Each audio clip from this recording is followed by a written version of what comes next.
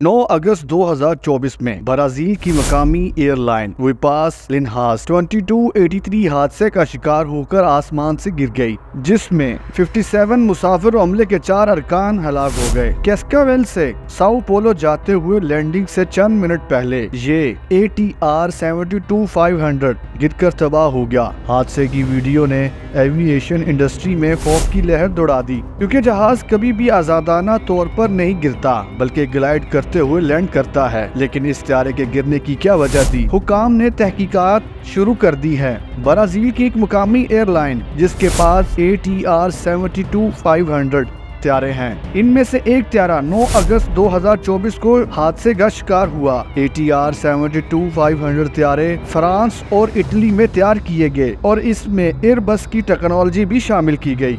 2283 का ATR 72-500 त्यारा जो 14 साल पुराना था, 9 अगस्त 2024 को यह त्यारा सुबह 9 बजे साओ पोलो से रवाना हुआ और 2 घंटे 11 मिनट बाद 11:17 पर कैस्कावेल में लैंड कर गया। इसी एयरपोर्ट से मुसाफिरों को लेकर साओ पोलो वापस जाना था। फ्लाइट के उतरते ही फ्लाइट की सर्विस की गई और 41 मिनट बाद दोबारा त्यारा वापसी के लिए रवाना हो गया, जिसमें 57 मुसाफिर और 4 अमले के अरकान थे। त्यारा 11:58 पर 17,000 फीट की बुलंदी पर पहुंचा और 12:21 तक इसी बुलंदी पर उड़ता रहा। पहाड़ियों से बचने के लिए त्यारे ने थोड़ा सा रुख तब्दील किया और सीधा साओ पोलो की तरफ जाने लगा। पहले घंटे में त्यारे की बुलंदी 17,000 फीट और रफ्तार 460 किलोमीटर पर आवर थी। दोपहर के 1:07 पर त्यारे ने फिर से अपना रुख तब्दील किया और फिर 1:20 पर त्यारे की रफ्तार